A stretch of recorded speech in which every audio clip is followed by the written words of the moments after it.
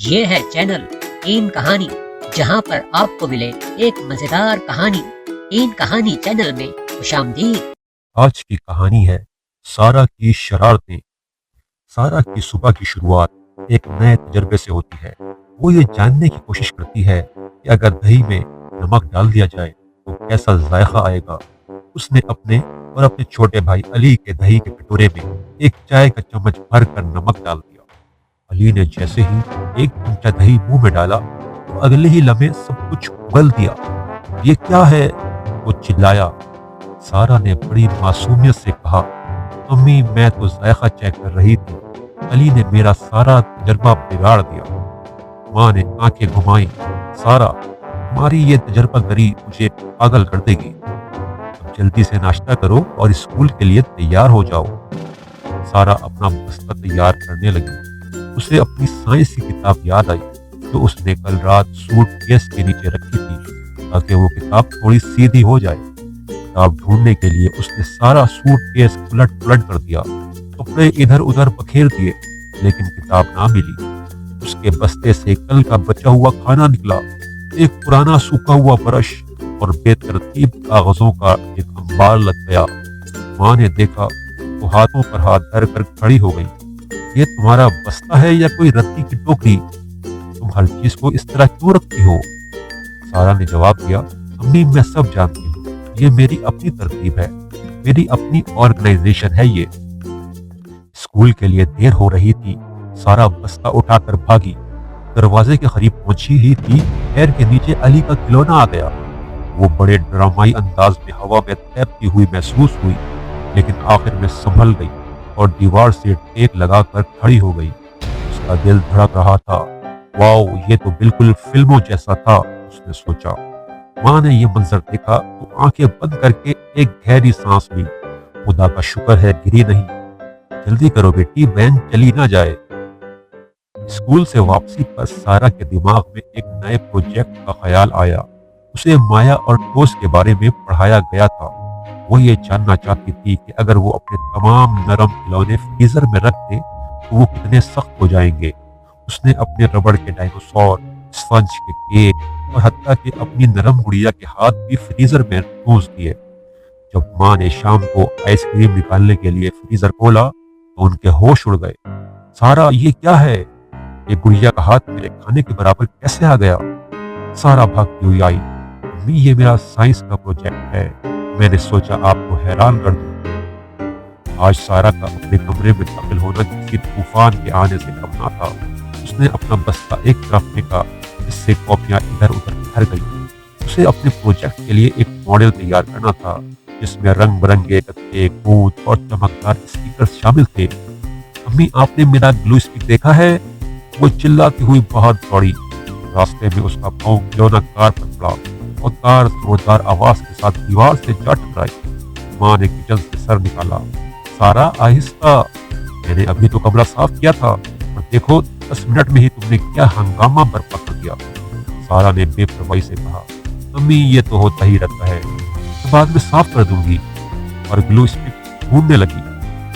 Glue stick میز کے نیچے سے ملا۔ خوشی سے اچھلتے ہوئے اس کا ہاتھ میز پر رکھ کے چائے کے کپ سے جا ٹکرایا۔ گرم چائے اس کے ننگے پیر پر گر پڑی۔ وہ درد سے چلائی، آہ میرا پیر! کچن میں سلاد کاٹ رہی تھی۔ سارا کی چیخ سن کر چھری رکھی اور فوراً دوڑتی ہوئی آئی۔ ان کی پیشانی پر پریشانی کے بادل تھے۔ ارے بیٹی، کیا ہوا؟ کون سی نئی شرارت کر بیٹھی ہو؟ انہوں نے گھر میں بکھری ہوئی چیزوں کو دیکھ کر پوچھا۔ ماں سارا کو ہاتھ پکڑ کر نل کے پاس لے گئی اور اس کے جلے ہوئے پیر پر ٹھنڈا پانی ڈالنے لگی۔ سارا روتی ہوئی بولی، امی پانی سے نکالتے ہی درد پھر ہو رہا ہے، یہ ٹھنڈا پانی کیوں ڈال رہی ہے؟ ماں نے صبر سے کہا، بیٹی یہی تو طریقہ ہے گرمی کو نکالنا ہے، تم ہو ہی کچھ ایسی کہ ہر وقت کوئی نہ کوئی حرکت کر کے ہمیں پریشان کرتی رہتی ہو۔ پانی لگانے کے بعد ماں جلدی سے فریج کے پاس گئی اور میڈیکل باکس دیکھا۔ انہوں نے باکس کو چیک کیا اور ہر بوتل دیکھی۔ ارے جلنے کی کریم تو ختم ہو گئی۔ یہ سارا ہے کہ کل ہی کھیلتے ہوئے گھٹنے پر چوٹ لگائی تھی اور اس پر ساری کریم لگا دی تھی، وہ مایوسی سے کہہ رہی تھی۔ دروازے پر دستک ہوتی ہے۔ سارا کی خالہ، जिनका आना हमेशा किसी इनाम से कम नहीं होता था, खड़ी थी। अस्सलाम वालेकुम, क्या हाल है सबके? सुना है आजकल घर में एक छोटा सा तूफान रहता है, खाला ने चहकते हुए कहा। उनकी नजर रोती हुई सारा और उसके जले हुए पैर पर पड़ती है। खाला ने अपना बैग खोला और उसमें से एक छोटी सी शीशी निकाली जिसमें सुनहरा शहद था। देखो, हमेशा मुश्किल वक्त के लिए तैयार रहती हूँ, ये लगाओ, फौरन आराम आ जाएगा। वो नरमी से सारा के पैर पर शहद लगाने लगी। लेकिन खाला, ये शहद तो मीठा है, ये जलन पर कैसे काम करेगा? सारा ने हैरान होकर पूछा। खाला मुस्कुराई। बेटी, कुदरत में हर मसले का हल है, बस हमें इल्म होना चाहिए। शहद में ऐसे खास अज्जा होते हैं जो जलन को ठीक करते हैं। अब अगली बार से होशियार रहना। शरारत करना ठीक है, लेकिन एहतियात से। सारा ने शर्मिंदा होकर मुस्कुरा कर देखा। उसका दर्द वाकई कम हो रहा था। उस दिन उसने एक नई चीज के साथ साथ एक अहम सबक भी सीखा। हालांकि लगाए हुए शहद ने जादू की तरह काम किया। सारा के चेहरे पर दर्द के बजाय हैरत और आराम के तासुरात थे। खाला, सारा और उसकी अम्मी किचन की मेज पर बैठ गई। खाला ने सबके लिए गर्म चाय बनाई। सारा ने अपनी खाला की तरफ देखा और पूछा, खाला, आपको ये सब कैसे पता चलता है? शहद के बारे में और ऐसी ही दूसरी मुफीद चीजों के बारे में? खाला ने मुस्कुराते हुए अपना हाथ सारा के कंधे पर रखा। बेटी, मेरे पास मेरी वालिदा मौजूद थी, यानी तुम्हारी नानी। वो भी तुम्हारी ही तरह बहुत ज़हीन थी और तजर्बा करने वाली थी। उन्होंने मुझे सिखाया कि तजस्सुस एक अनमोल तोहफा है, लेकिन इसका रुख अगर इल्म और फायदे की तरफ मोड़ दिया जाए तो ये शरारत नहीं बल्कि ईजाद बन जाता है। ईजाद? सारा ने हैरान होकर पूछा। जी हाँ, खाला ने कहा, तुम्हारा दिमाग बहुत तेज है। तुम हर चीज को टेस्ट करना चाहती हो, जानना चाहती हो। ये बहुत अच्छी बात है, लेकिन अगली बार जब तुम्हारा दिल करे कि नमक वाला दही टेस्ट करूं या खिलौने फ्रीजर में रखूं, तो पहले अपने दिमाग से पूछो, क्या इससे मेरा या किसी और का नुकसान तो नहीं होगा? क्या मैं इसे महफूज तरीके से कर सकती हूँ? और अगर जवाब हाँ हो तो फिर जरूर करो। माँ ने नरमी से कहा, और हाँ, अपने काम की जिम्मेदारी खुद भी लेना सीखो। अगर मेज गंदी की है तो साफ करना तुम्हारी जिम्मेदारी है, ना कि किसी और के लिए परेशानी बनाना। सारा ने थोड़ी देर के लिए सोचा। उसकी आंखों में चमक वापस आ गई, लेकिन अब वो चमक शरारत नहीं बल्कि सोच को विचार वाली थी। तो क्या मैं अपना तजस्सुस अच्छे कामों के लिए इस्तेमाल कर सकती हूँ? सारा ने पूछा।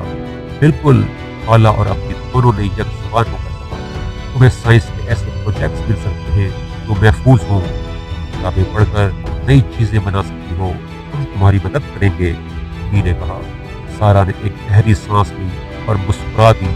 ठीक है, मैं वादा करती हूँ, मैं अगली बार अपने तजस्सुस को सिर्फ अच्छे कामों के लिए इस्तेमाल करूंगी और मैं अपना कमरा खुद साफ करूंगी। माफी चाहती हूँ। उसने अपना जख्मी पैर देखा और कहा, और आज के हादसे ने मुझे एक और सबक सिखाया है, काम करते वक्त एहतियात। अब मैं बेएहतियाती नहीं करूंगी। माँ और खाला दोनों खुशी से मुस्कुरा उठी। उन्हें मालूम था कि शरारती सारा के दिल में एक नई उम्मीद जाग उठी है, एक सोचो विचार वाली मगर फिर भी शरारती तजर्बात करने वाली। अगली सुबह सारा की अम्मी हैरान रह गई। नाश्ते की मेज पर सारा ने न सिर्फ अपना दही और अली का दही खुद ही मेज पर रख दिया था, बल्कि उसने एक छोटा सा नोट भी अली के कटोरे के पास लगा रखा था, जिस पर लिखा था, अली, आज का दही मीठा है, मैंने चख कर देख लिया है।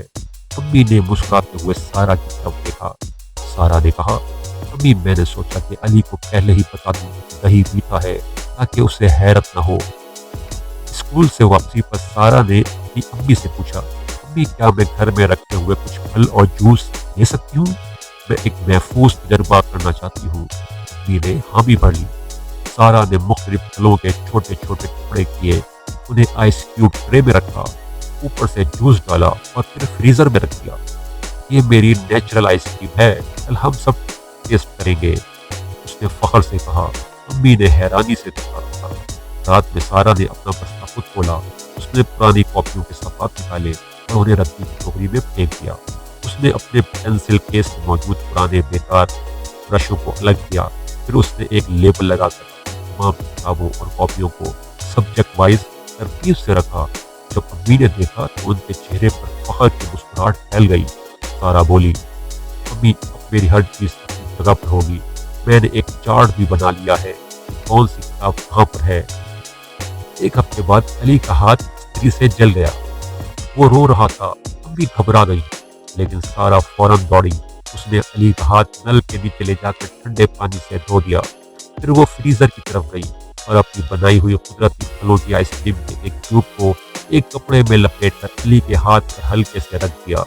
دیکھو علی، یہ ٹھنڈک دے گا اور درد کم کرے گا اور یہ کھانے میں بھی مزیدار ہے، اس نے کہا۔ علی کا رونا تھم گیا۔ وہ آئس کریم کو دیکھ کر مسکرانے لگا۔ امی نے سارا کو گلے لگا لیا۔ میں تم پر فخر محسوس کر رہی ہوں بیٹی، تم نے نہ صرف اپنی ذمہ داری سنبھالی ہے بلکہ دوسروں کی مدد کرنا بھی سیکھ لیا ہے۔ سارا مسکرائی۔ امی، مجھے احساس ہوا کہ شرارت کرنے سے کہیں زیادہ مزہ اس میں ہے کہ اپنے دماغ کو اچھے کاموں کے لیے استعمال کیا جائے۔ اب میں ایک سوچنے والی شرارتی بننا چاہتی ہوں۔ اور اس طرح سارا کی شرارتیں ختم نہیں ہوئی بلکہ انہوں نے ایک نئی، مفید اور تخلیقی شکل اختیار کر لی تھی۔ وہ اب بھی تجسس رکھتی ہے، لیکن اب اس کے ساتھ احتیاط، ذمہ داری اور دوسروں کی مدد کا جذبہ بھی شامل ہو گیا ہے۔ امید ہے یہ کہانی آپ کو پسند آئی۔ اس کہانی کو لائک کریں اور ہمارے چینل کو سبسکرائب کریں۔ پھر ملیں گے ایک اور مزیدار سی کہانی کے ساتھ۔ تب تک کے لیے اپنا خیال ضرور